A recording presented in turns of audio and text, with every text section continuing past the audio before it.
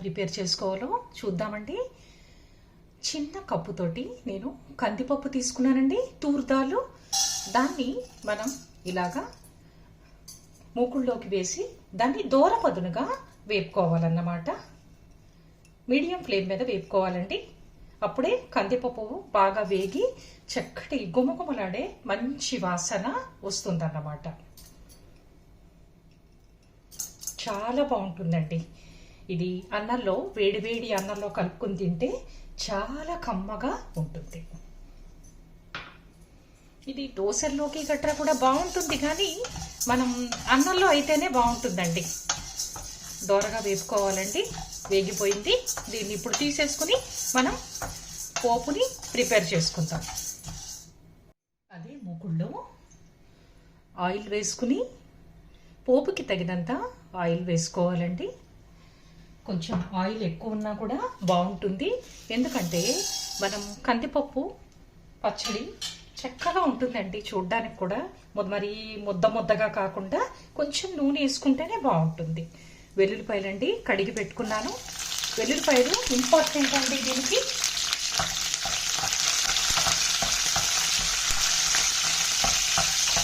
ఇవన్నీ ఇలా దూరపదులుగా వేసుకోవాలి. వెల్లుల్లిపాయ ఉంటేనే కందిపప్పు పచ్చడి బాగుంటుంది. వెల్లుల్లిపాయ లేకుండా కూడా చేసుకోవచ్చు, ఇంట్రెస్ట్ లేని వాళ్ళు. కానీ వేసుకుంటే ఆ టేస్ట్ చాలా బాగుంటుంది అన్నమాట.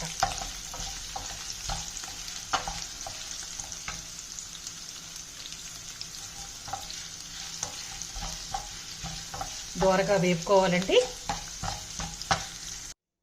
పెద్ద నిమ్మకాయ సైజ్ అంతా చింతపండు తీసుకున్నానండి. దీన్ని కడిగేసుకుని ఒక చిన్న బౌల్లోని నానబెట్టుకోవాలి ఒక ఫ్యూ మినిట్స్. దోరగా వేగింది. ఇప్పుడు లాస్ట్లో దించేసే ముందర మనం తగినన్ని ఆ ఎండుమిరపకాయలు వేసానండి. ఆ కప్పు కందిపప్పుకి 13 ఎండుమిరపకాయలు వేసాను.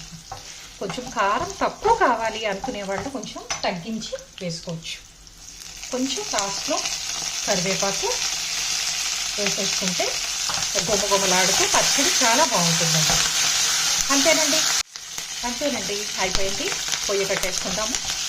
తర్వాత ఏం చేయాలో మీకు నెక్స్ట్ ప్రొసీజర్ చూపిస్తాను. ఇలా కందిపప్పుని ఒక్కసారి కడిగేసుకుని మనం గ్రైండర్ గిన్నెలోకి వేసుకోవాలండి.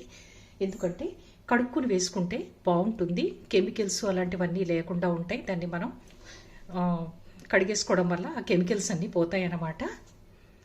చూడండి, ఇలాగా ఒక్కసారి కడిగేసుకుని గ్రైండర్ గిన్నెలోకి వేసుకున్నాను. ఇప్పుడు మనం ఇందాకలే వేయించుకున్న మిరపకాయలు ఇందులోకి వేసేసుకోవాలండి. కొంచెం మనం ఈ వెల్లుల్లిపాయలు కూడా వేసుకుని రుబ్బుకుంటే బాగుంటుందండి. ఇలాగా పోపుని కొంచెం వెల్లుల్లిపాయలు, కొద్దిగా ఒక 5-6 రెబ్బలు, మనం ఈ ఎండుమిరపకాయలు ఆ వేపిన వాటిలో తీసుకుని ఇందులో వేసేసుకుని తగినంత సాల్ట్ వేసేసుకుని పచ్చడిలో